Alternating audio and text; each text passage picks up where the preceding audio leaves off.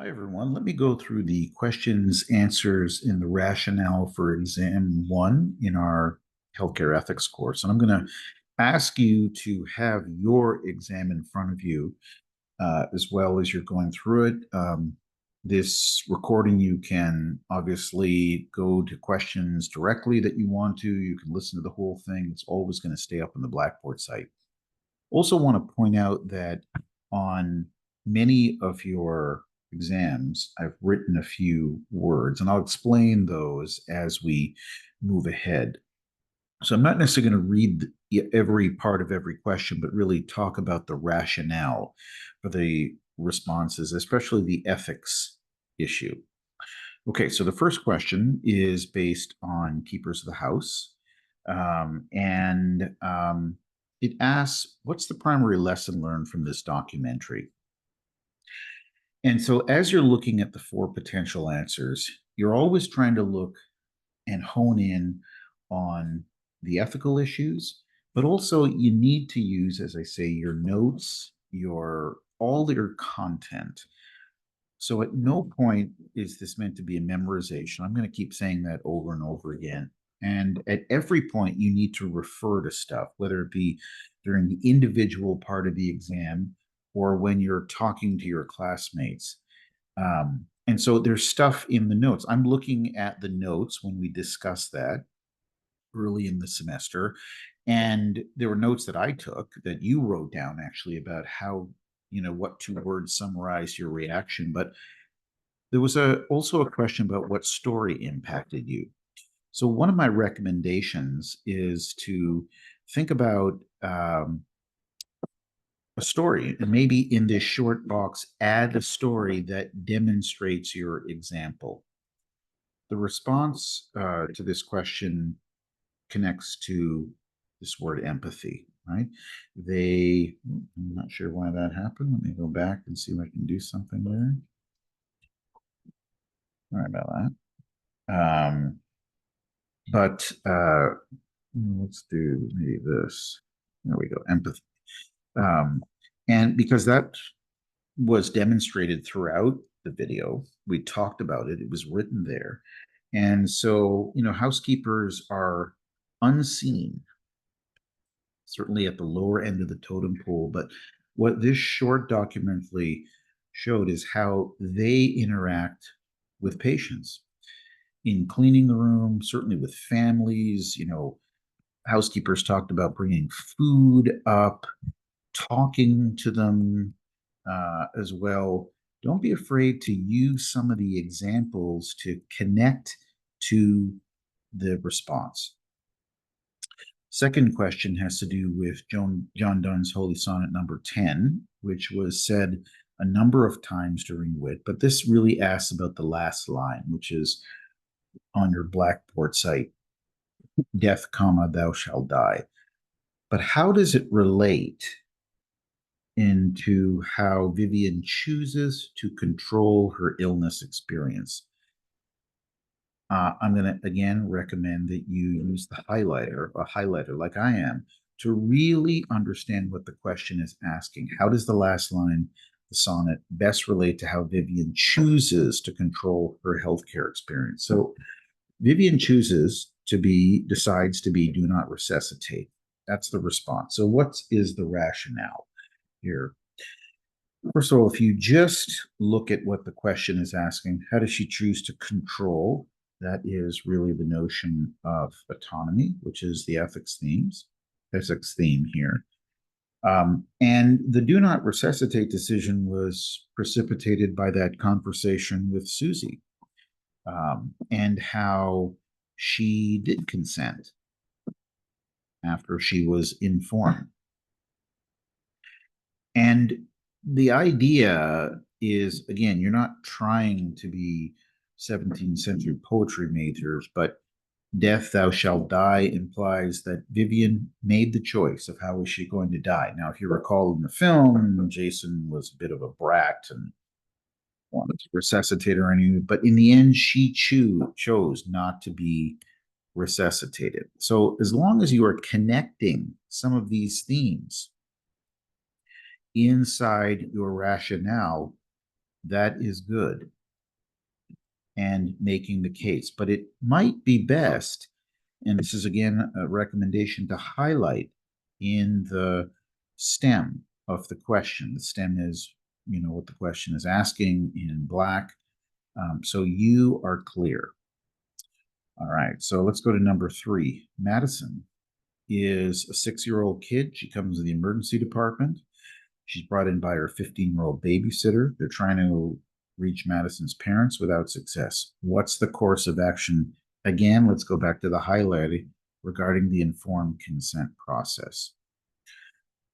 So informed consent is always required before a procedure or a test, but something's a little different. First of all, the patient in this case is 6 years old, under the age of 18. In fact, the babysitter is under the age 18, and they can't reach parents who could give consent over the phone.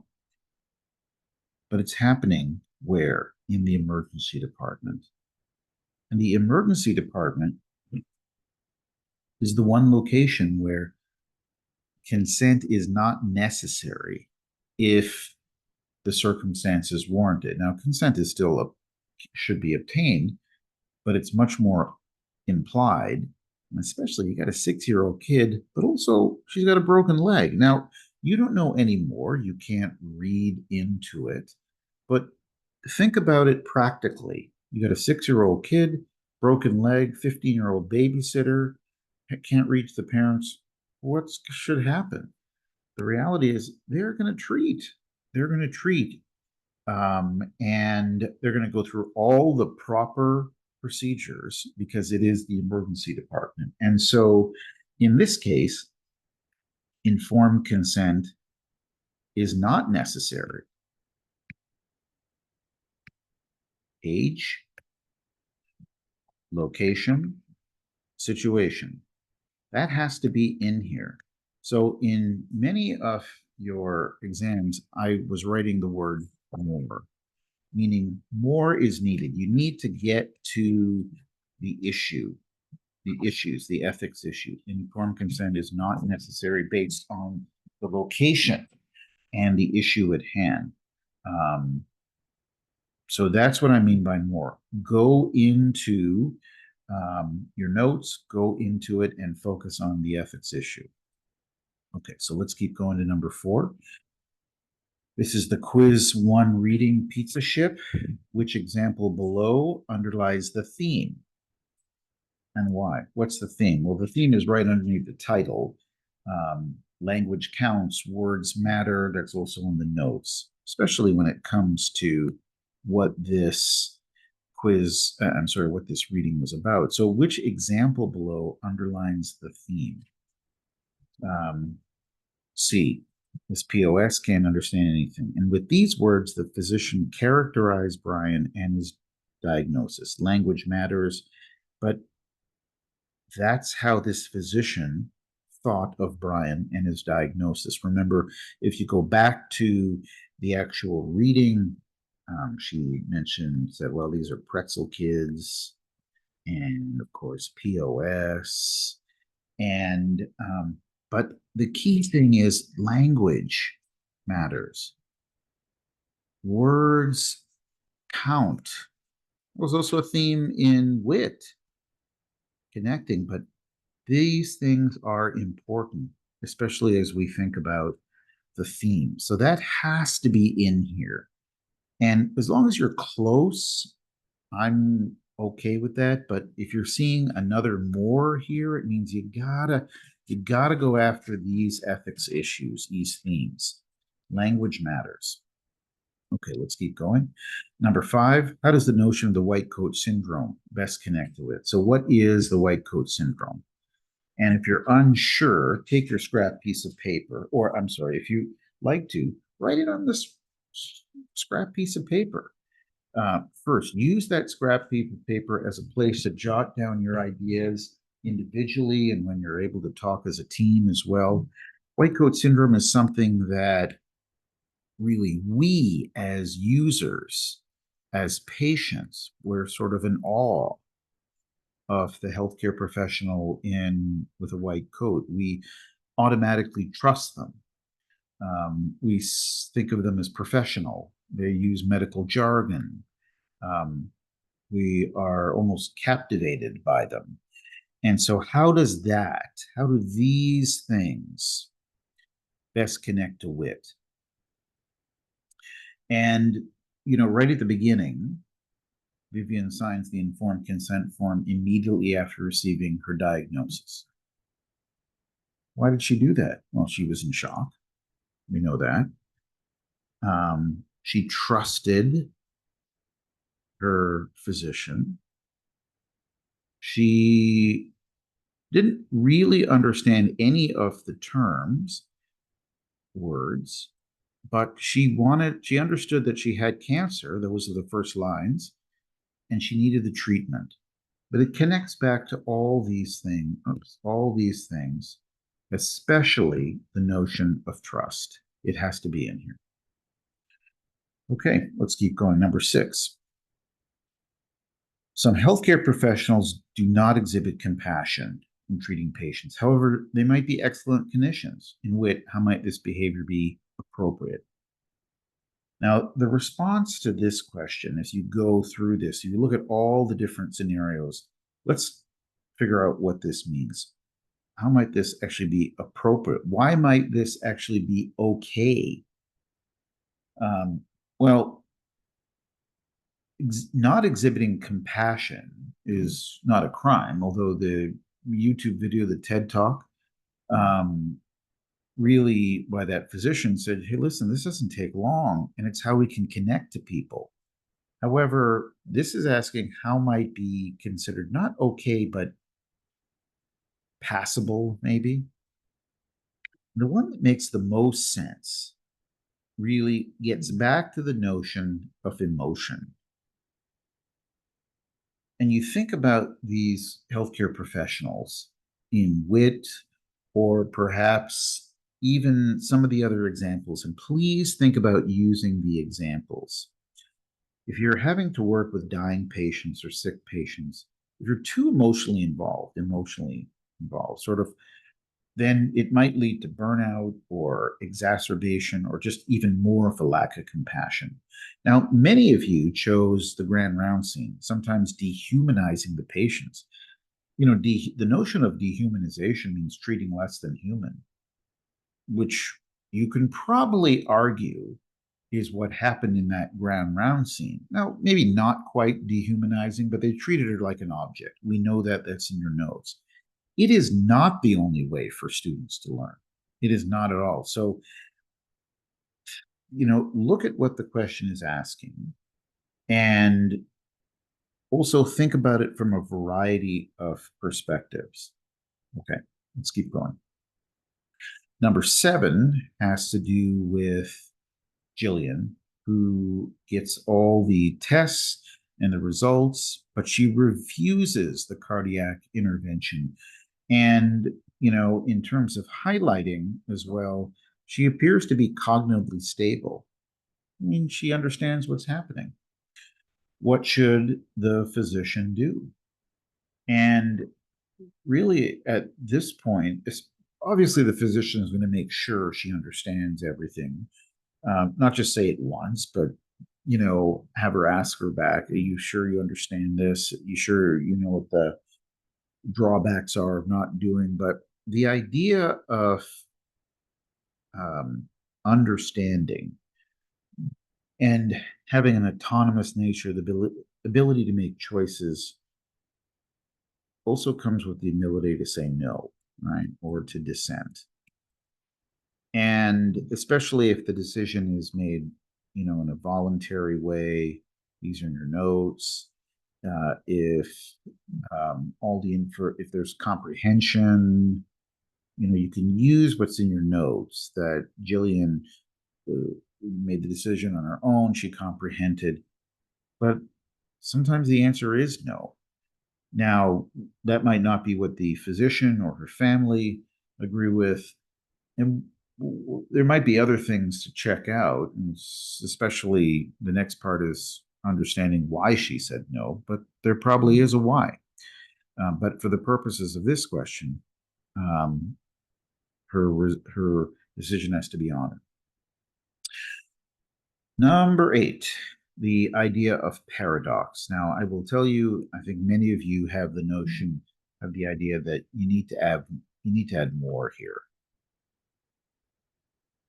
Paradox present itself in wit, and the response is it's about Vivian's cancer, right? So she has cancer that makes her sick, and in order to kill the cancer are the drugs. It kills the cancer, but it also weakens her immune system, which can make her really sick. And ultimately, the drugs might kill the cancer. It pops up. Her immune system is weak. The paradox is a cyclical type of puzzle where there might not be, and usually there's not an answer. Now, that's all true, but you're going to have to add more to that. I think some of you added, just like the trolley problem. That's an example that we spoke about in class. So think about using examples that we have talked about in class. That's what I mean by more. Add more to it. Examples are good. And that means you're going to have to probably use your scrap paper and plan how you want to respond to each question. Okay, number 9. Consider the case of Jean. You remember the soccer player where HIPAA was discussed. This question asks, which of the following may be a HIPAA violation? Now, in this, I wrote down for many of you, more is needed. Many of you didn't write much. The answer here is answer D. Kevin was admitted. First of all, what is a HIPAA violation about? It is a violation of a user or a patient's protected health information, okay, where most of the time that information was divulged or shared. And so confidentiality, it was shared outside of the circle. Confidentiality was breached or violated, but it's the PHI was breached. So what was the PHI that was breached in this case? The person's name, my name, and the location, because now we know, or we can ascertain, that I was admitted to this hospital for these types of services, as opposed to B, where a patient was admitted, but we don't know who that patient is. So what is the protected health information here? It's actually my name and a potential diagnosis through the location. You've got to be a little bit more specific and say, protected health information was confidentially breached, and the PHI was name and potential diagnosis. That's what I mean by more. Lastly, which example summarizes Vivian Baring's experience while hospitalized? So she was isolated, but it wasn't just about the scene that some of you wrote. The scene was called Solitude. It was about a minute long, where she was in bed and saying, it's pretty dark and lonely here. But what else? Her cancer isolated her. She couldn't make decisions, right? She had to be told what to wear and when to take the medication. She lost control. So it wasn't just the scene. It was much more than that, which dictated her experience. So, just a summary. For this exam and for all the exams, there will be 10 questions. And just like this, 2 points a question.